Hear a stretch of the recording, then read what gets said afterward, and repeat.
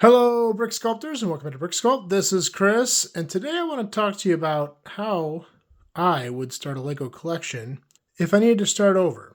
In doing these videos, I get a lot of comments from people saying that they still enjoy watching Lego content, but their collection is gone. They either got rid of it and regret it, or maybe a family member got rid of it for them, which is even worse. But it happens. And so I wanted to talk to you about the easiest way to restart a Lego collection, and I have a great example here.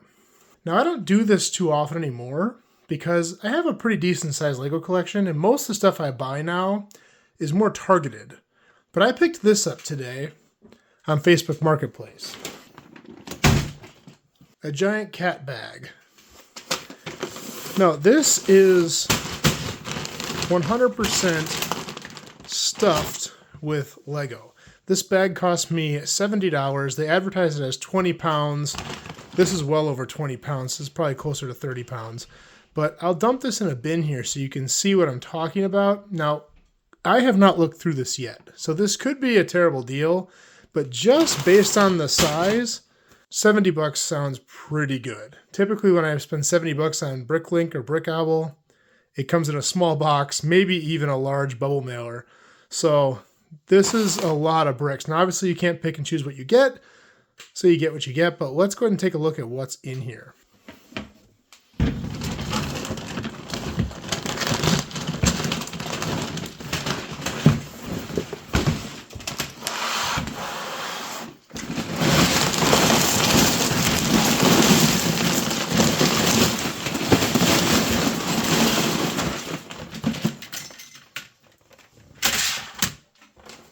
Wow, that's a lot of stuff.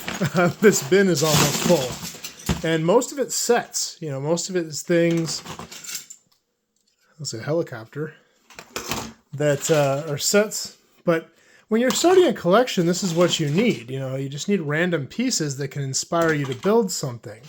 You know, once you kind of build up a collection, then, you know, you kind of want more targeted pieces for certain builds. But when you got to build up bulk, this is the best way to do it that I've found. Now, you might be saying, you know, I got lucky here, and I did, but I do look for these things, you know, so I do find these occasionally. I've probably bought 3 or 4 lots like this in the last year and a half, 2 years. So they do come up. You have to be quick on them. You have to be able to grab them right before anyone else speaks, and you have to not be afraid to spend some money. Like I said, this is 70 bucks. Now, I have no clue what this Technic set is, but I can tell you that set alone is probably a good portion of 70 bucks. I have some base plates here.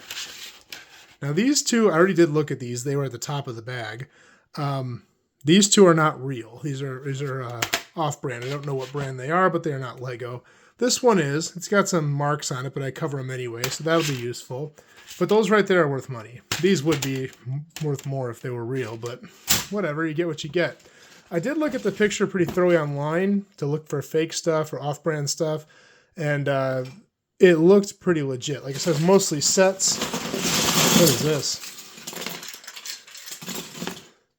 Some sort of Technic dump truck. But this is the kind of stuff that, you know, you get, and you take it apart. Like, these panel pieces are awesome. Don't own a lot of those, and I don't own any in that gray color, dark gray. But stuff like that is what we're looking for here. And this is how you can build up a collection very quickly with random pieces for fairly inexpensive. You know, 70 bucks would buy you one medium large set as opposed to this entire bin of Lego.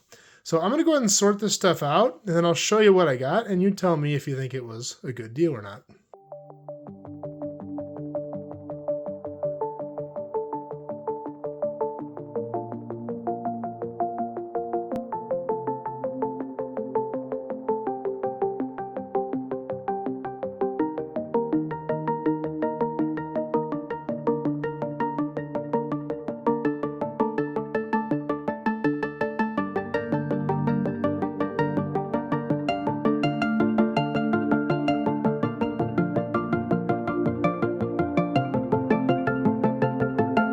Okay, I've got it all sorted, at least by color and by specialty pieces. This took several hours to do, so this was a big project. I still have a lot more sorting to do to put all this stuff away, but let me show you what we got here, and you tell me if you think it's worth it, because I definitely think it was.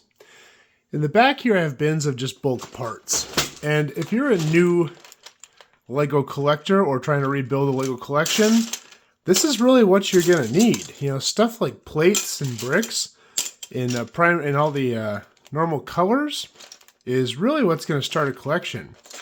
And you can see, I mean, this bin is absolutely full. Black, I've got the same thing going for dark gray, light gray, white, a little bit less white in this. Reddish brown, never have too much reddish brown, especially because it breaks all the time. Red, blue, in these smaller boxes, I kind of ran out of containers. Yellow, a lot of orange. I actually don't own that much orange, so this is really gonna help my collection. I've got miscellaneous greens here, regular green, tan, dark tan, and I'll tell you, when you're looking at a photo of a lot of Lego, the one thing I always look for is the colors, because that can kind of tell you how old the collection is. If you look at a collection of Lego and it's all blue, red, and yellow, it's probably not the greatest collection because it's probably older. Now, it might still be helpful depending on the price. It might be worth buying or not. But, you know, if it's all older primary colors, it's going to be kind of limited what you can do with it. This collection's not too old.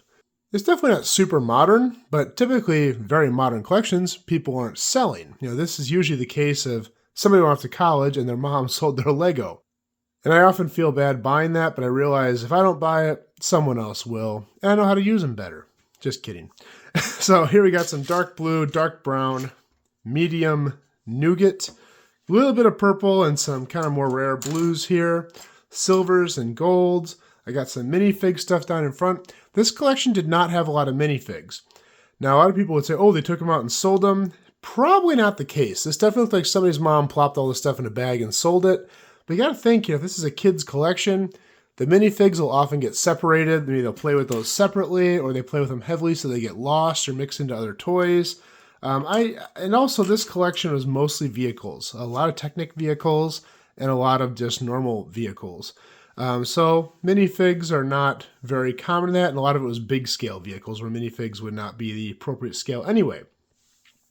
So a handful of minifigs there, some minifig accessories. I'm not totally sure if this is Lego or not. I know it's Minecraft. It looks a little big. Yeah, no, that might be. You tell me. I don't know anything about Minecraft Lego. I'll throw it away after if it's not, but I think it is.